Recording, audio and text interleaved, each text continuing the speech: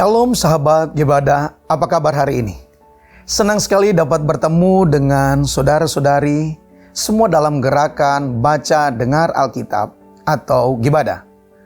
Bangsa Israel dalam teks yang kita baca pelajari hari ini pasti sedang merasakan kegembiraan dan kemenangan setelah berhasil meruntuhkan tembok Yeriko. Betapa besar kegembiraan mereka karena Tuhan sendiri yang turun tangan dan memperjuangkan kemenangan bagi mereka. Dengan semangat kemenangan itu, mereka kemudian berusaha menaklukkan kota Ai.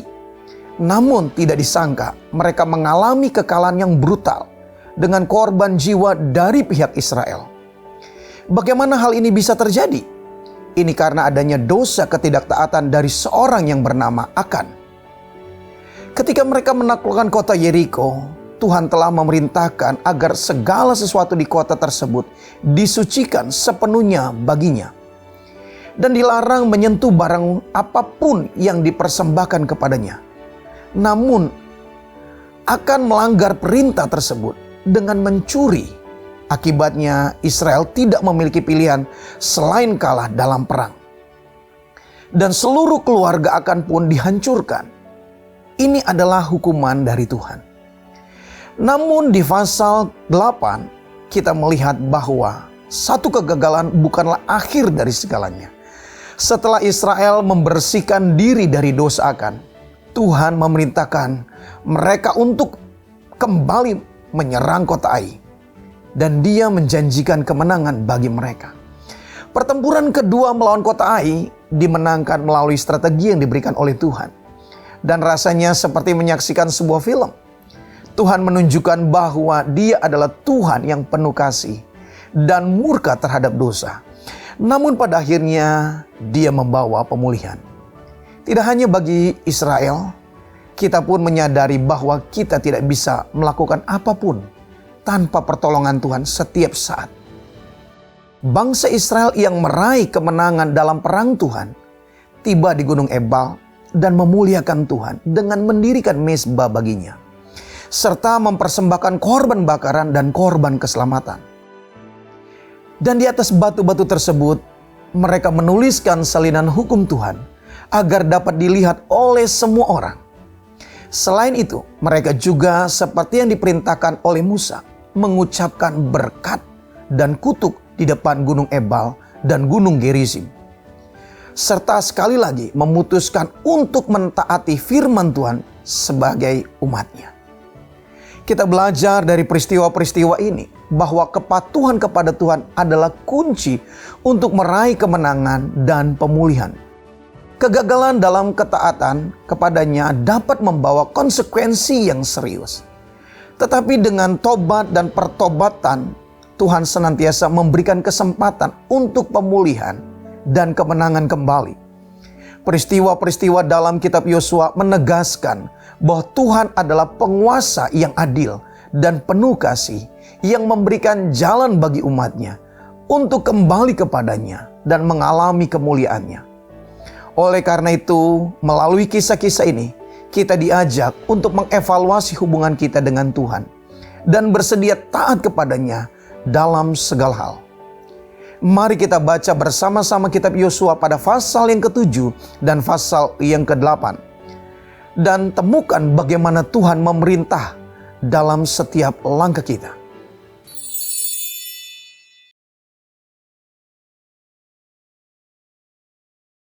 Tetapi orang Israel berubah setia dengan mengambil barang-barang yang dikhususkan itu.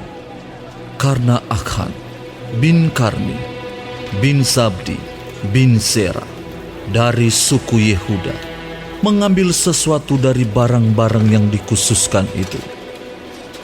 Lalu bangkitlah murka Tuhan terhadap orang Israel.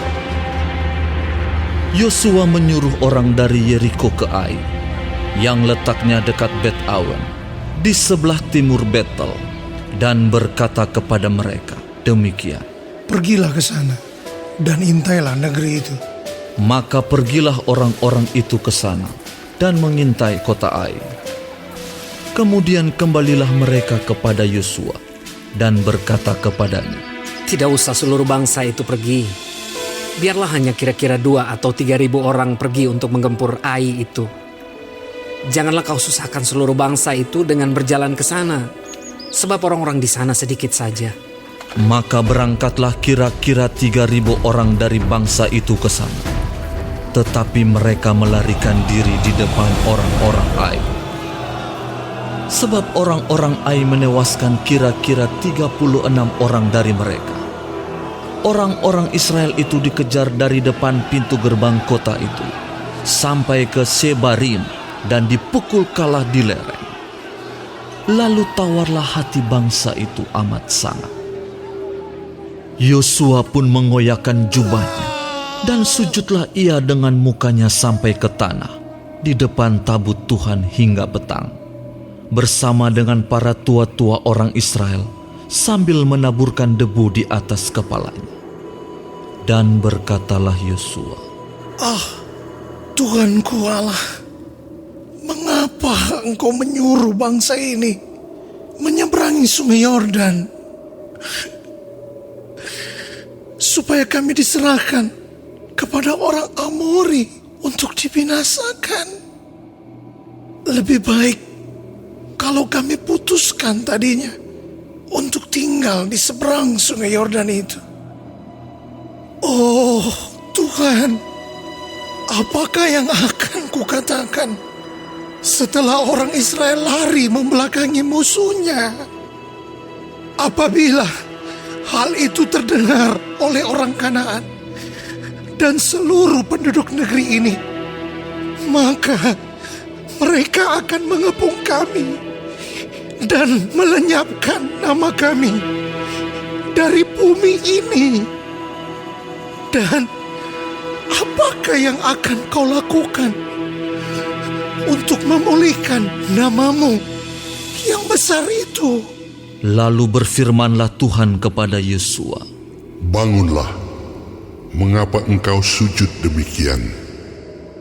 Orang Israel telah berbuat dosa.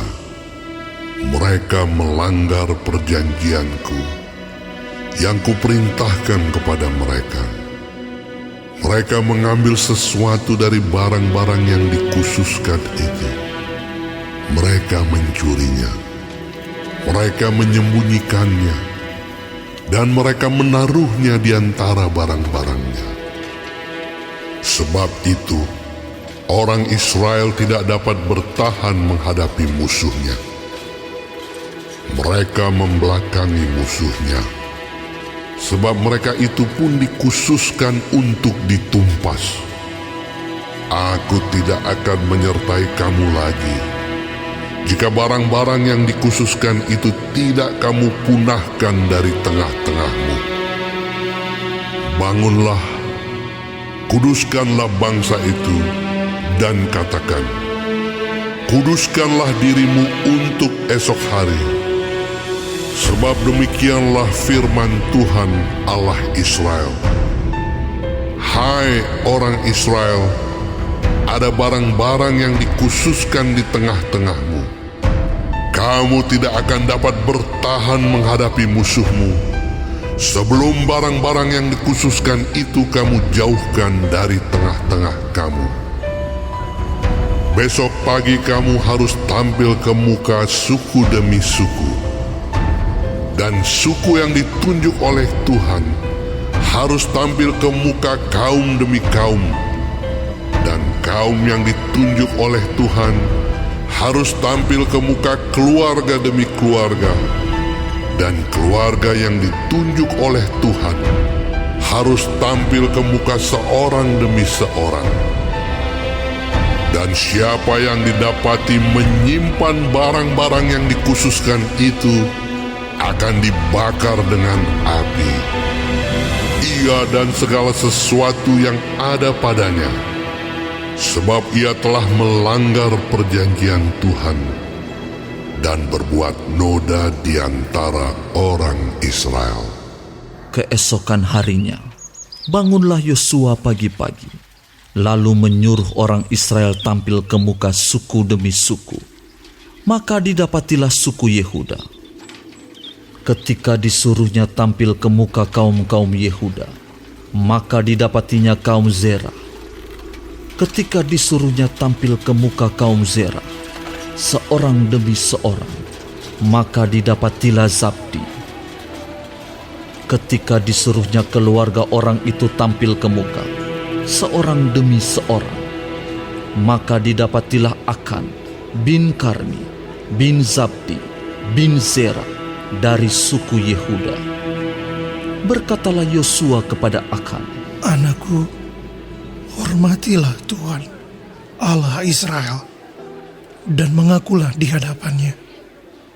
Katakanlah kepadaku, apa yang kau perbuat, jangan sembunyikan kepadaku.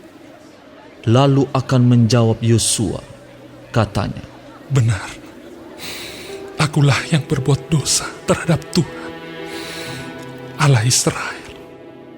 Sebab beginilah perbuatanku. Aku melihat di antara barang-barang jarahan itu jubah yang indah, buatan Sinear, dan 200 sikal perak, dan sebatang emas yang 50 sikal beratnya. Aku mengingininya, maka aku ambil. Semuanya itu disembunyikan di dalam kemahku, dalam tanah. Dan perak itu dibawa sekali. Lalu Yosua menyuruh orang segera pergi ke kemah itu. Dan sesungguhnya semuanya itu disembunyikan dalam kemah Akhan, dan perak itu ada di bawah sekali. Maka mereka mengambil semuanya itu dari dalam kemah, lalu membawanya kepada Yosua dan kepada semua orang Israel, dan mencurahkannya di hadapan Tuhan. Kemudian Yosua beserta seluruh Israel mengambil Akhan bin Zerah dan perak, jubah, dan emas sebatang itu, anak-anaknya yang laki-laki dan perempuan, lembunya, keledainya, dan kambing dombanya, kemahnya, dan segala kepunyaannya. Lalu semuanya itu dibawa ke lembah Akhor. Berkatalah Yosua, Seperti engkau mencelakakan kami, maka Tuhan pun mencelakakan engkau pada hari ini. Lalu seluruh Israel melentari dia dengan batu. Semuanya itu dibakar dengan api dan dilempari dengan batu. Sesudah itu, didirikanlah di atasnya suatu timbunan batu yang besar, yang masih ada sampai sekarang. Lalu surutlah murka Tuhan yang bernyala-nyala itu. Oleh sebab itu, nama tempat itu sampai sekarang disebutkan Lembah Akhor.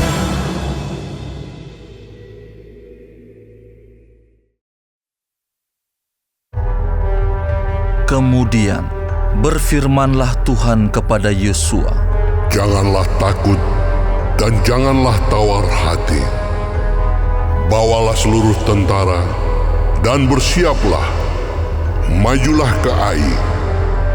Ketahuilah, aku serahkan kepadamu raja negeri Ai, rakyatnya, kotanya, dan negerinya. Dan haruslah kau lakukan kepada Ai dan rajanya, seperti yang kau lakukan kepada Yeriko dan rajanya. Hanya barang-barangnya dan ternaknya boleh kamu jarah. Suruhlah orang bersembunyi di belakang kota itu. Lalu bersiaplah Yosua beserta seluruh tentara untuk pergi ke Ai. Yosua memilih 30.000 orang, pahlawan-pahlawan yang gagah perkasa. Mereka disuruhnya pergi pada waktu malam, dan kepada mereka diperintahkan, katanya, Ketahuilah, kamu harus bersembunyi di belakang kota itu untuk menyerangnya.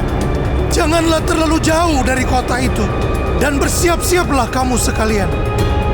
Aku dan semua orang yang bersama-sama dengan aku akan mendekati kota itu. Apabila mereka keluar menyerbu kami, seperti yang pertama kali, maka kami akan melarikan diri dari hadapan mereka. Jadi mereka akan keluar menyusul kami, sehingga kami memancing mereka jauh dari kota itu. Sebab mereka akan berkata, orang-orang itu melarikan diri dari hadapan kita seperti yang pertama kali. Jika kami melarikan diri dari hadapan mereka, maka kamu harus bangun dari tempat persembunyianmu itu untuk menduduki kota itu, dan Tuhan Allahmu akan menyerahkannya ke dalam tanganmu. Segera setelah kamu merebut kota itu, haruslah kamu membakarnya sesuai dengan firman Tuhan. Kamu harus melakukan semuanya itu. Ingatlah, itulah perintahku kepadamu. Demikianlah Yosua menyuruh mereka pergi. Lalu berjalanlah mereka ke tempat persembunyian dan tinggal di antara Betel dan Ai, di sebelah barat Ai. Tetapi Yosua bermalam di tengah-tengah rakyat pada malam itu. Keesokan harinya, Yosua bangun pagi-pagi, lalu diperiksanyalah barisan bangsa itu, dan berjalanlah ia maju, beserta para tua-tua orang Israel di depan bangsa itu ke Ai. Juga seluruh tentara yang bersama-sama dengan dia berjalan maju. Mereka maju mendekat, lalu sampai ke tentangan kota itu. Kemudian berkemahlah mereka di sebelah utara Ai, sehingga lembah itu ada di antara mereka dan Ai. Yosua telah mengambil kira-kira 5.000 orang, lalu disuruhnya mereka bersembunyi di antara Betel dan Ai, di sebelah barat kota itu. Beginilah rakyat itu diatur. Seluruh tentara itu di sebelah utara kota, dengan barisan belakang di sebelah barat kota. Pada malam itu, berjalanlah Yosua melalui lembah itu. Pagi-pagi, ketika raja negeri Ai melihat hal itu, maka ia dan seluruh rakyatnya, orang-orang kota itu, segera keluar berperang, menyerbu orang Israel ke lereng di seberang dataran itu. Raja itu tidak tahu bahwa ada orang bersembunyi di belakang kota. Yosua dan seluruh orang Israel itu berlaku seolah-olah dipukul mundur oleh mereka, lalu melarikan diri ke arah padang gurun. Sebab itu, semua orang yang ada di kota dikerahkan untuk mengejar orang Israel. Maka mereka mengejar Yosua, sehingga makin jauhlah mereka terpancing dari kota. Seorang pun tidak tertinggal lagi di Ai dan Betel yang tidak keluar memburu orang Israel. Mereka meninggalkan kota itu terbuka karena mereka mengejar orang Israel. Lalu berfirmanlah Tuhan kepada Yosua, Acungkanlah lembing yang ada di tanganmu ke arah Ai, sebab aku menyerahkan kota itu ke dalam tanganmu. Maka Yosua mengacungkan lembing yang di tangannya ke arah kota itu. Ketika diacungkannya tangannya, maka segeralah bangun orang-orang yang bersembunyi itu dari tempatnya. Mereka berlari memasuki kota, merebutnya, lalu segera membakar kota itu. Ketika orang Ai berpaling menoleh ke belakang, tampaklah asap kota itu naik membumbung ke langit. Mereka tidak sempat melarikan diri kemanapun juga, sebab rakyat yang tadinya lari ke padang gurun berbalik melawan pengejar-pengejar. Ketika Yosua dan seluruh Israel melihat bahwa orang-orang yang bersembunyi itu telah merebut kota, dan bahwa asap kota itu naik membumbung, berbaliklah mereka, lalu menewaskan orang-orang Ai. Sementara itu juga, keluar orang-orang Israel yang lain dari dalam kota menyerbu orang-orang Ai, sehingga terjepit di tengah-tengah orang Israel itu. Yang ini dari sini dan yang itu dari sana. Orang-orang Ai ditewaskan, sehingga seorang pun dari mereka tidak ada yang dibiarkan terlepas atau luka. Tetapi Raja Ai ditangkap mereka hidup-hidup dan dihadapkan kepada Yosua. Segera sesudah orang Israel selesai membunuh seluruh penduduk kota Ai di padang terbuka, kemana orang Israel mengejar mereka. Dan orang-orang ini semuanya tewas oleh mata pedang sampai orang yang penghabisan. Maka seluruh Israel kembali ke Ai dan memukul kota itu dengan mata pedang. Jumlah semua orang yang tewas pada hari itu, baik laki-laki maupun perempuan, ada 12.000 orang, semuanya orang Ai. Dan Yosua tidak menarik tangannya yang mengacungkan lembing itu sebelum seluruh penduduk kota Ai ditumpasi. Hanya ternak dan barang-barang kota itu dijarah oleh orang Israel sesuai dengan firman Tuhan yang diperintahkannya kepada Yosua. Yosua membakar Ai dan membuatnya menjadi timbunan puing untuk selama-lamanya, menjadi tempat yang tandus sampai sekarang. Dan Raja Ai digantungnya pada sebuah tiang sampai petang. Ketika matahari terbenam, Yosua memerintahkan orang menurunkan mayat itu dari tiang, lalu dilemparkan di depan pintu gerbang kota. Kemudian didirikan oranglah di atasnya suatu timbunan batu yang besar, yang masih ada sampai sekarang. Pada waktu itulah, Yosua mendirikan mezbah di Gunung Ebal bagi Tuhan, Allah Israel, seperti yang diperintahkan Musa, hamba Tuhan, kepada orang Israel, menurut apa yang tertulis dalam kitab hukum Musa. Suatu mezbah dari batu-batu yang tidak dipahat, yang tidak diolah dengan perkakas besi apapun. Di atasnya lah mereka mempersembahkan korban bakaran kepada Tuhan dan mengorbankan korban keselamatan. Dan di sanalah di atas batu-batu itu dituliskan Yosua salinan hukum Musa yang dituliskannya di depan orang Israel. Seluruh orang Israel, para tua-tuanya, para pengatur pasukannya, dan para hakimnya berdiri sebelah menyebelah tabut, berhadapan dengan para imam yang memang suku Lewi, para pengangkat tabut perjanjian Tuhan itu, baik pendatang maupun anak negeri. Setengahnya menghadap ke Gunung Gerizim dan setengahnya lagi menghadap ke Gunung Ebal, seperti yang dahulu diperintahkan oleh Musa, hamba Tuhan, apabila orang memberkati bangsa Israel. Sesudah itu dibacakannya segala perkataan hukum Taurat, berkatnya dan kutuknya, sesuai dengan segala apa yang tertulis dalam kitab hukum. Tidak ada sepatah kata pun dari segala apa yang diperintahkan Musa yang tidak dibacakan oleh Yosua kepada seluruh jemaah Israel dan kepada perempuan-perempuan dan anak-anak dan kepada pendatang yang ikut serta.